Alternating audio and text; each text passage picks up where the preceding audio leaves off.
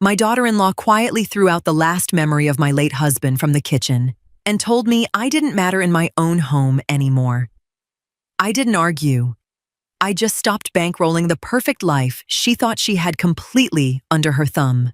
I knew something had to change the moment Meredith banished my favorite coffee maker to the dark corners of the basement without saying a word. It was an expensive Jura espresso machine, a personal gift from my late husband, and it had reliably started my mornings for years. In its prominent spot on the kitchen counter now sat a bulky, ultra-modern gadget she had bought the day before without bothering to ask me. The old one just completely clashed with our new design concept. "Evelyn," she said carelessly, pulling herself an espresso. My son, Brandon, sat at the kitchen table, staring blankly at his phone. Completely silent in the face of this blatant disrespect. This was my house, the one my husband and I had poured our hard work into building 30 years ago in a quiet, tree-lined suburb just outside of Columbus, Ohio. After he passed, I had generously invited Brandon and his wife to move into the spacious upstairs suite to save money. They wanted to build their own house, or so they said, and desperately needed to stack up some down payment cash. A few months had somehow stretched into 3 long years, and Meredith's entitlement grew by the day. I'm 67 years old. I don't scream, and I don't cry. But I observe everything. Meredith had quietly begun taking over the downstairs piece by piece, as if it already belonged to her. She rearranged my spice rack, criticized my groceries, and treated me like a tolerated tenant. Brandon was just a passive bystander in it all. When I looked at my ledger that evening, the raw numbers were brutal. I was paying for the entire heating bill, electricity, and the lion's share of the groceries. Meredith and Brandon used their money for luxury clothes and twice-a-year vacations. They clearly mistook my silence for weakness, but they underestimated me. The next morning, I brought my coffee maker back upstairs. The game had officially begun. I have no regrets. It was the right move, at the right time. Meredith stood frozen at the counter the next morning, completely stunned to see my old Jura machine back in its rightful place. Her new design piece sat boxed up on the cold floor next to it. "What is this, Evelyn? I thought we settled this yesterday once and for all," she said, an icy edge in her voice. I took a slow sip of my hot coffee, looked her dead in the eye, and calmly replied, "You settled it for yourself. Meredith, this is my kitchen, and the machine I want to use stays here. I am not having my routines dictated to me in my own home." She snorted with disgust and marched out of the room, leaving her breakfast untouched. Brandon walked in shortly after, visibly anxious about the heavy tension suffocating the house. He tried to downplay the whole thing, begging me to just let Meredith have her way, because she was dealing with so much stress at the office. I patted his arm, but my mind was made up. A line had been crossed over the next few days. I noticed Meredith pushing my boundaries even further. She monopolized the laundry room for days, leaving her clothes in the washer and subtly expecting me to iron her work blouses. Then, at dinner, she casually announced she needed the entire living room over the weekend to host a private party for her friends. "You could always spend Saturday visiting your friend Martha, Evelyn. That way, we won't be in your way," she said with a sweet smile. It wasn't a request. It was a poorly disguised order. I didn't feel anger, just a strange, beautiful clarity. Brandon looked away, unable to stand up for his mother or set basic boundaries with his wife. I didn't agree, but I didn't argue either. Instead, after dinner, I went to my room and opened the binder containing the house's financial and banking documents. I was ready to take back fiscal control. My next steps were already planned out down to the penny. I have no regrets. When Saturday rolled around, I obviously didn't leave the house like Meredith had so neatly planned. When her friends arrived, I was sitting right there in my living room armchair with a book, greeting them politely but firmly. Meredith tried to play it cool in front of her guests, but her eyes were absolute daggers. Later that night, once everyone had left, she cornered me in the kitchen, furious. "You did that on purpose just to humiliate me in front of my coworkers," she hissed. I washed my teacup in total peace, dried it with a towel, and turned around slowly. "This is my living room. Meredith, I don't leave my own home just because you have company. You need to learn to respect boundaries." She took a step closer and said the words that changed everything. "You just don't get it. Do you? You don't actually matter here anymore. You're just occupying the space we leave you." In that exact moment, I realized just how deep her contempt ran. To them, I was just a chore, an old woman to be managed out of sight. That Monday morning, I took the first concrete step toward restructuring our living arrangement. I drove down to my bank and opened a brand new, separate checking account. For years, all household bills had been drawn from my primary account, which Brandon had a power of attorney over. I revoked that authorization at the teller window with a single signature. Next, I canceled the joint automatic transfer for the weekly groceries, which I had been quietly funding almost entirely on my own. If Meredith truly believed I didn't matter in this house, she was about to find out the actual cost of her lifestyle. I couldn't wait to see her face on Friday when the fridge was bare. I have no regrets. It was the right move at the right time. They noticed the first major shift during the next big shopping cycle on Friday. Instead of the usual counter overflowing with fresh produce, prime cuts of meat, and Meredith's organic specialties. There were only a few items sitting on the table, things I had bought exclusively for myself. When Meredith opened the empty refrigerator, she immediately yelled for Brandon, who came into the kitchen looking totally lost. "Mom, did you forget the grocery run? There's literally nothing in the house," my son asked, visibly confused. I sat at the table calmly reading the paper. "No, I didn't forget. I bought exactly what I need for myself. You are too grown. Employed adults. You can buy, plan, and pay for your own food from now on." Meredith let out a nervous laugh. "What kind of game is this? We split the expenses here." I looked right at her. "No, we don't split them. I have been carrying them.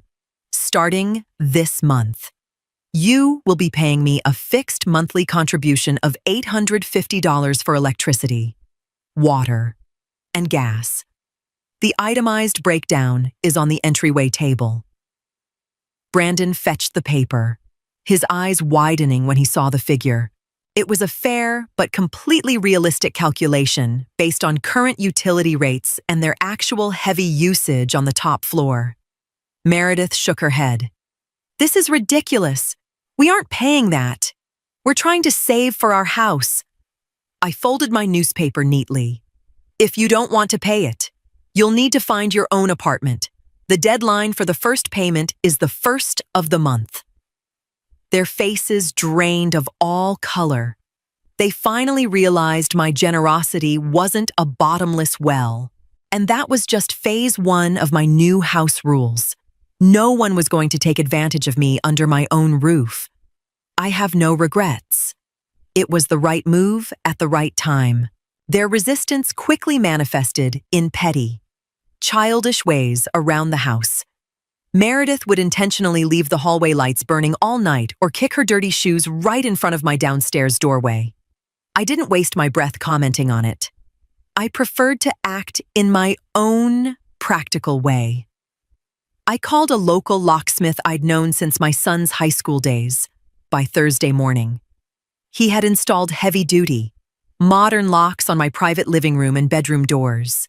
When Meredith got home from work and tried to push through my living room door to get to the ironing board she kept inside, the handle didn't budge an inch. She knocked loudly.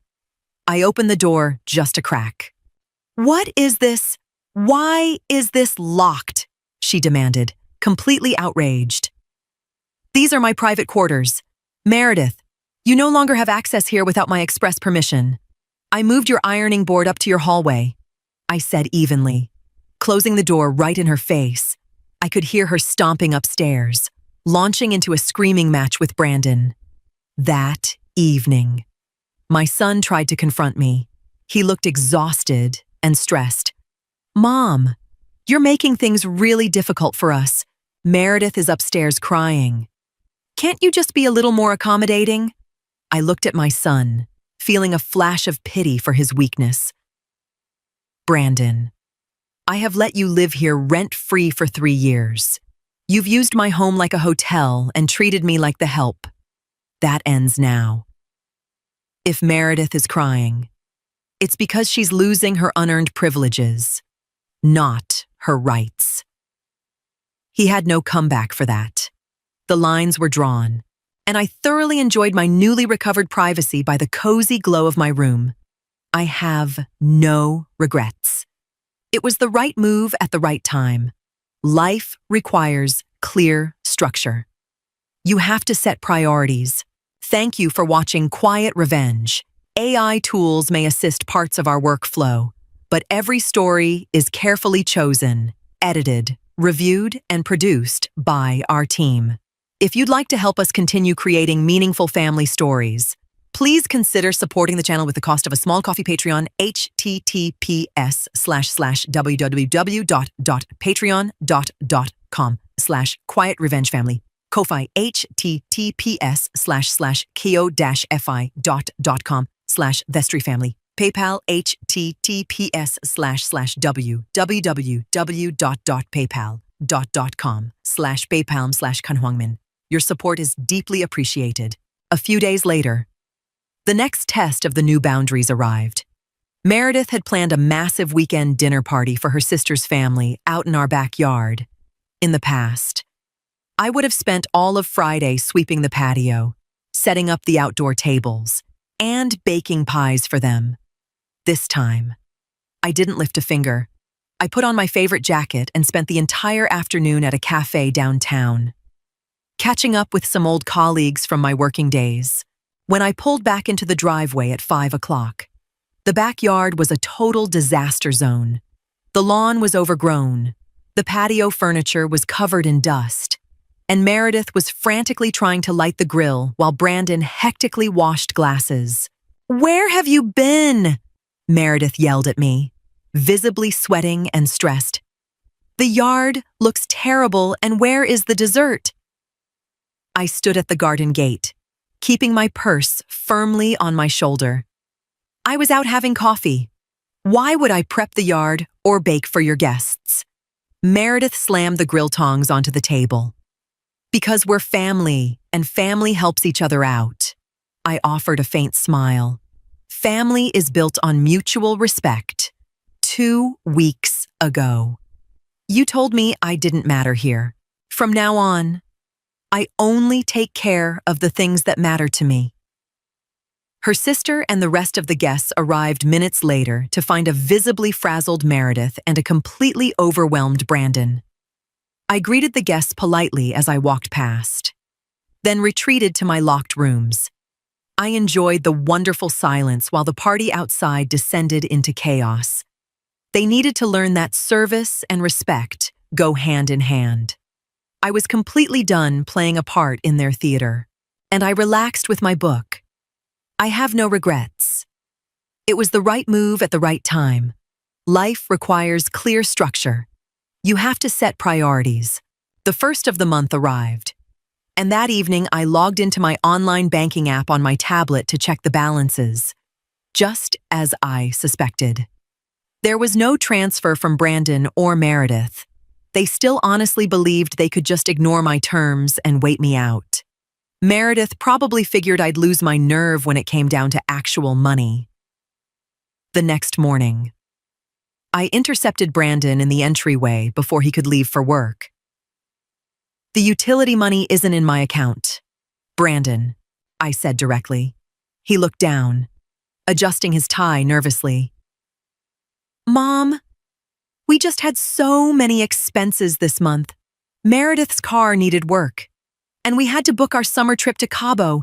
Can we just square up next month?" I shook my head. "No. If you don't have money for bills, you need to cancel your luxury vacation. I am not bankrolling your lifestyle with my retirement funds anymore." Right then, Meredith came down the stairs. "We aren't paying a single dime for this old house. Evelyn, you have plenty of money left over from Dad's estate anyway." There it was, the final proof of her boundless greed. I didn't argue with her. I walked right past them and went down into the basement. That's where the washer and dryer were. Both appliances belonged to me. I had bought them with my own money. I unplugged both machines, wrapped the power cords neatly, and looped a heavy-duty chain lock through the doors of both units. I slapped a sticky note right on the lock. "For Evelyn's private use only. If you don't pay, you don't wash." I walked back upstairs with a smile and made myself a nice dinner while an absolute silence fell over the basement. I have no regrets. It was the right move at the right time. Life requires clear structure. You have to set priorities. Order brings inner peace. When Meredith went down to do her laundry that evening and found herself staring at the chained-up machines, she let out a shriek so loud it echoed through the entire house. She came flying up the basement stairs and slammed her laundry basket onto the kitchen floor. "This is psychological warfare. You are a bitter, malicious, old woman," she screamed at me. Brandon stood right next to her, holding his head in his hands. I sat there completely unbothered, sipping my tea and looking at her. "It's not warfare, Meredith. It's the logical consequence of your choices. If you don't pay for the electricity and water, you don't use my appliances, you're more than welcome to take your clothes to the laundromat down the street." Meredith whipped around to Brandon. "Do something. Tell your mother she needs to stop this." But Brandon couldn't even look me in the eye anymore. He finally realized they had backed themselves into a corner they couldn't talk their way out of. The following Saturday, I watched from my window as Brandon hauled 2 massive baskets of dirty laundry to his car to head to the local laundromat. It was an incredibly symbolic sight. Meredith spent the entire weekend hiding upstairs in total silence. The house was noticeably quieter, and the power dynamic was visibly shifting with every passing day. I used my extra free time to draft up an online listing for the top floor. It was a completely separate apartment with its own bathroom, easily rentable to a quiet, single tenant the moment these two cleared out. I didn't desperately need their money, but I wanted my home filled with respect again. The preparations went flawlessly, and I knew the tables had officially turned. I have no regrets. It was the right move at the right time. Life requires clear structure. You have to set priorities. Order brings inner peace. Everyone is responsible for their own happiness. I kept moving forward. 2 weeks after the laundry room incident, Brandon finally asked if we could talk one-on-one. He suggested meeting up at a small diner down the road, away from Meredith. And I agreed. Sitting across from him, I could see how drained my son truly was. He had deep, dark circles under his eyes, and his hands shook slightly as he lifted his coffee cup. "Mom, I am so sorry," he began, his voice barely a whisper. "I let Meredith treat you with zero respect. I honestly just thought it was easier to keep my head down and avoid a fight." I looked at him, feeling the natural empathy of a mother, but also the unyielding steel of reality. "Brandon, you didn't just avoid a fight. You betrayed your own mother in her own home. You sat by and watched while your wife tried to erase me, all while I was completely funding your lives. He nodded, completely broken. I know. Meredith totally lost her grip on reality. She thought because you were older, we could just call the shots, but we got into a massive fight about it. I told her we can't live like this anymore, and that you're entirely right. He went on to explain that they had put down a deposit on a small rental townhouse on the other side of town.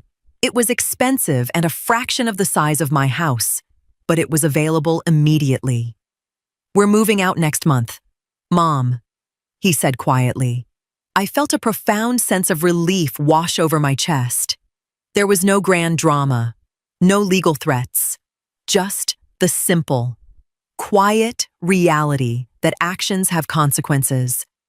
They needed to stand on their own 2 feet and experience the real world. That is the best decision for everyone. Brandon, I replied softly. It was time for a clean break. I have no regrets. It was the right move at the right time. Life requires clear structure. You have to set priorities. Moving day went surprisingly smoothly and efficiently. Meredith didn't give me so much as a single glance while the movers loaded their boxes out of the upstairs suite and into the truck. She carried her designer handbags and wore her expensive shoes. But her pride was completely shattered. Her perfect, subsidized life was officially over. Brandon lingered in the empty hallway for a moment at the very end. He handed me back the house keys he'd carried since he was a teenager. Thank you for everything, Mom, and again. I am truly sorry, he said, giving me a careful hug. I squeezed him back briefly. Take care of yourself, son, and learn to speak up for yourself. As the moving truck rounded the corner of the street, I closed the heavy front door and turned the deadbolt. The house was suddenly incredibly quiet. But it wasn't a lonely silence, it was a peaceful, liberating atmosphere. I walked upstairs and threw open all the windows, letting out the stagnant, heavy air of the last few years. The rooms were large, bright, and full of fresh potential. Over the next few days, I rearranged my home exactly the way I wanted it. My Jura espresso machine took back its permanent place of honor on the kitchen counter.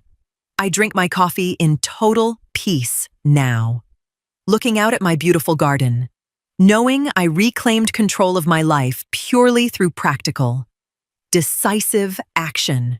You don't need loud arguments or legal systems to command respect. Sometimes, you just have to stop paying for the things that are meant to make you invisible. I am the sole master of my home again. And I look toward the future with nothing but confidence. I have no regrets. It was the right move at the right time. Life requires clear structure. You have to set priorities. Order brings inner peace. Everyone is responsible for their own happiness. Thank you for watching Quiet Revenge. AI tools may assist parts of our workflow, but every story is carefully chosen, edited, reviewed, and produced by our team. If you'd like to help us continue creating meaningful family stories, please consider supporting the channel with the cost of a small coffee. Patreon, https://www.patreon.com/Quiet Revenge Family. Ko-fi, https://ko-fi.com/These3Family. PayPal, https://www.paypal.com/PayPalm/Kanhuangmin.